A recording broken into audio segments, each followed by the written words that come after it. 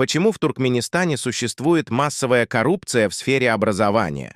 Например, чтобы поступить в высшее учебное заведение, требуется взятка в размере от 50 до 150 тысяч долларов США в зависимости от учебного заведения.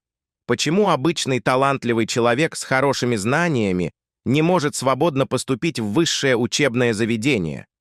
Почему учителя и профессора получают заработную плату в размере от 100 до 150 долларов США по курсу в манатах?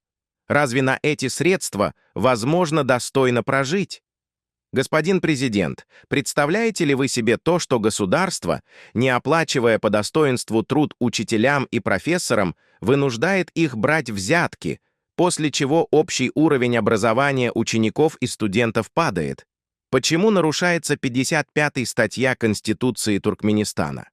Почему гражданин Туркменистана, получивший образование за рубежом, например, в России или в Турции, для подтверждения своего диплома обязан платить взятку сотрудникам Министерства образования в размере 10 тысяч долларов США?